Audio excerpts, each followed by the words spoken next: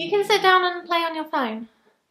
I don't want to hear a single meme. I don't want to hear yodeling Walmart boy. I know, it's not going to be going No on. noise. If I hear a single yodel. You have to put that in the background now. Yodeling Walmart boy.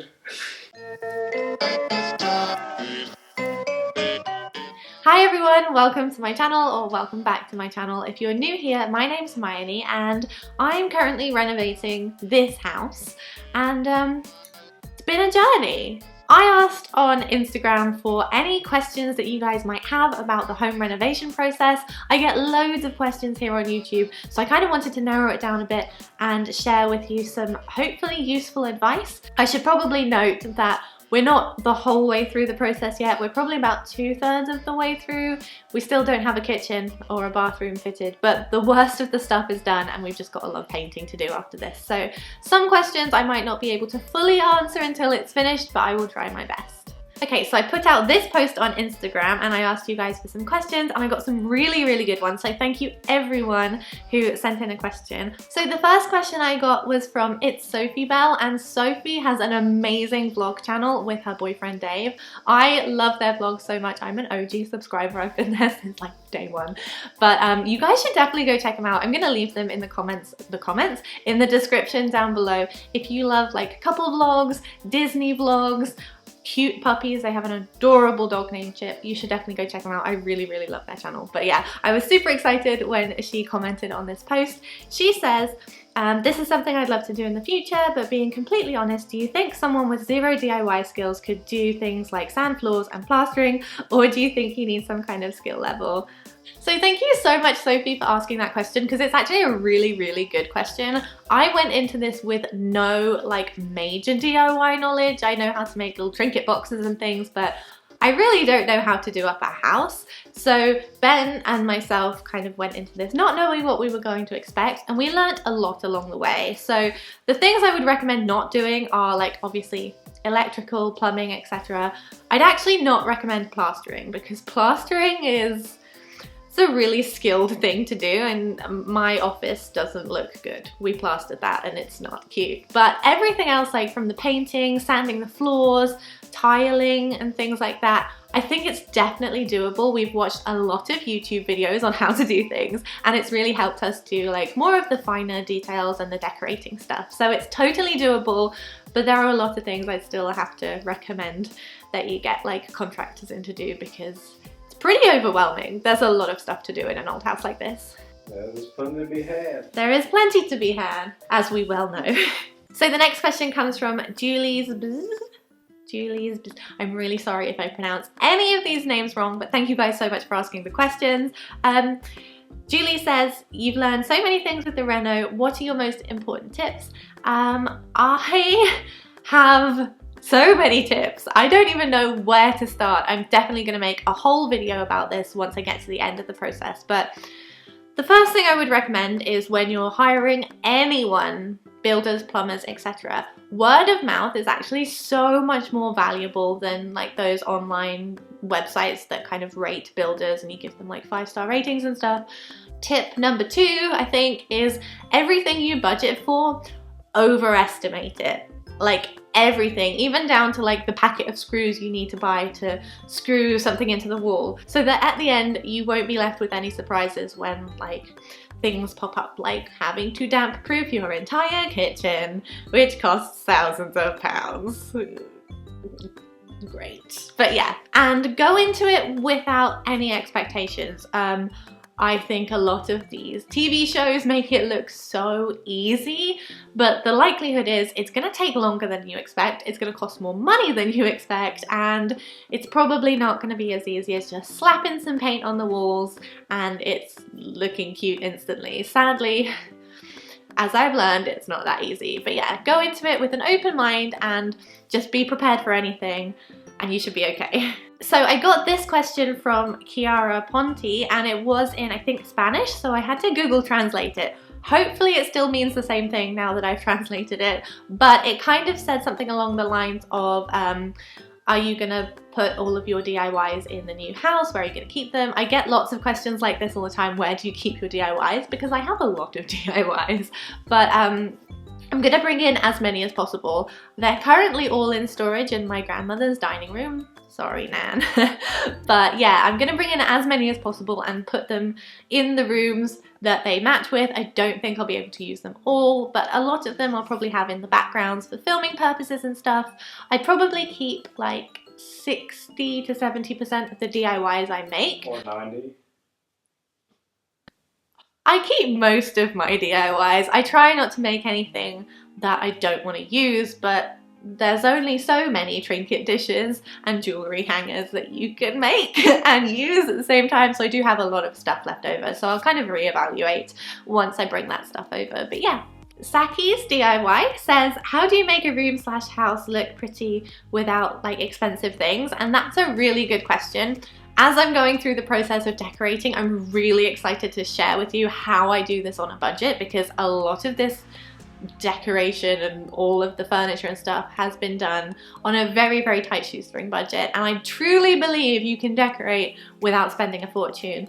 But I guess my main tips and the things that have helped us is that first of all, we were gifted basically all of our furniture as hand-me-downs from family members. So if someone's going to offer to give you something, don't turn it down. Even if you think it's not your style, you can paint it, you can add new handles, you can varnish it, you can do so many different things to make it look more unique and kind of fit your aesthetic.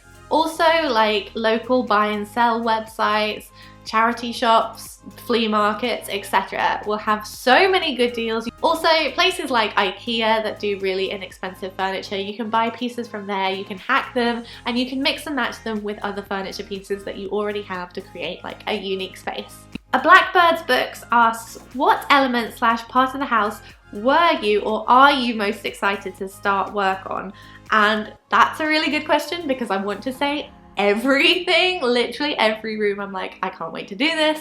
I think the one I'm most excited to do is probably the kitchen, because at the moment I can't really envisage in my head what it's gonna look like. I've done loads of Pinterest boards and I've got the cabinets, but I still can't figure out exactly what it's gonna look like because it's such a huge transformation. But hopefully in a few weeks I'll be able to show you guys how that's progressing, and yeah, fingers crossed. But yeah, thank you for your question. Nicole Bessel asks, how much of your own DIY did you do against hiring people to do the work on the house? When I move, I'd love to be able to do a lot, but I need to know how much money to put aside for contractors, etc. Thank you. Thank you for your question. Again, we try to do as much as possible with the sanding and the painting. We're going to do the wall tiles by ourselves. So we have been able to do a lot. It's still expensive because you have to hire a sanding machine. Tiles are expensive, but it does cut the costs a little bit. I'd say anything with a massive learning curve like plastering, like I said, I would not recommend doing anything like that, or anything that you need done that's a safety issue like electricity, plumbing. Definitely you have to get a professional to do those things. And when you go to sell your house in the future, you want to have the certificates to say that it's been signed off by the electrician, to say that, you know, the gas is to a good standard, that the damp proofing has been done properly. So there are a few things to think about. It definitely improves the value of your house if you have these certificates. So definitely bear that in mind. How about I read them to you? Have your voice all in it all the time? Because your voice gets annoying. How rude. What are you doing? Let me read it. Okay. Okay. You can sit down. No, you sit. Fine, come here. Fine. You're squishing me. This way.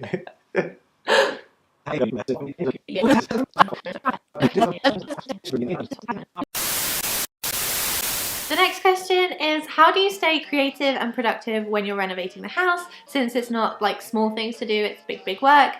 The answer to that is I don't. I'm finding it really difficult actually to juggle doing like YouTube stuff and then also renovating the house. Because people are always in the house and there's nowhere to film, and I find it very difficult. Definitely try and push yourself out of your box a little bit, try new things, try and focus energy where you can, when you can, and just know that it's not gonna last forever. This house hopefully we'll be in it before Christmas. So yeah, that's kind of my little advice for staying productive while doing the house. I've got 2 comments here that have a very similar answer, so I'm going to try and combine them. So Jess Hour says, will this be more expensive than just buying a new house that you don't have to fix?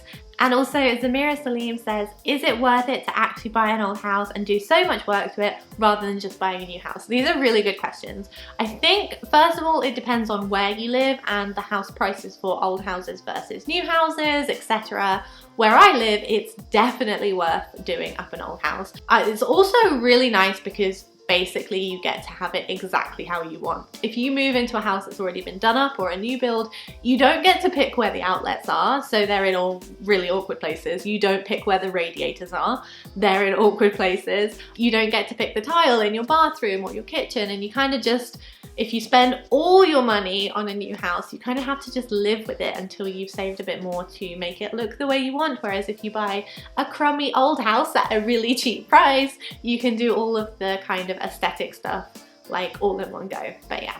Full Metal Kimberly says, what was the final cost of the home and the renovations? I don't know the final cost yet. I will keep you guys updated as soon as I finish the whole thing and give you like the whole video about budgeting and like all those kind of boring things. But yeah, so I will let you guys know as soon as I can.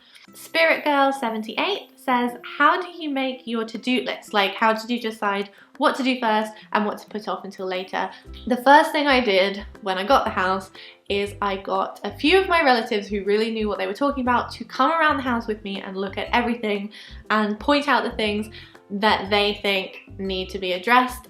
One of my uncles is a plumber. Thank you, Uncle Steve, for helping me so much through this whole journey. My nan knows a lot of contractors, so she helped me a lot.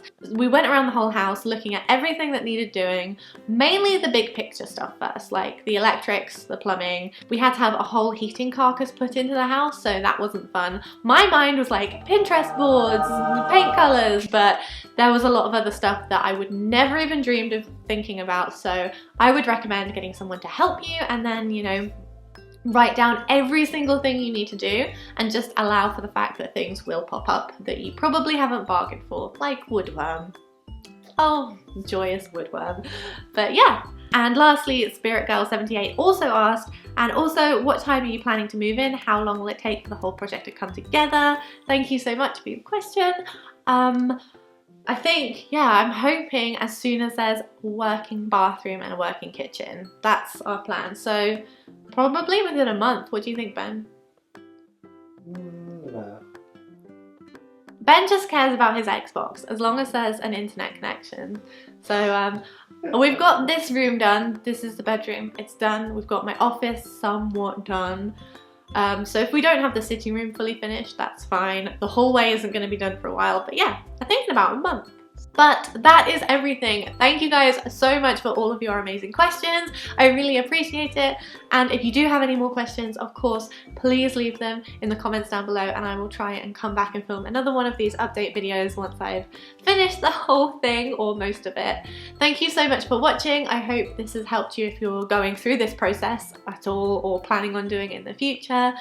And yeah, see you guys in the next one. Bye.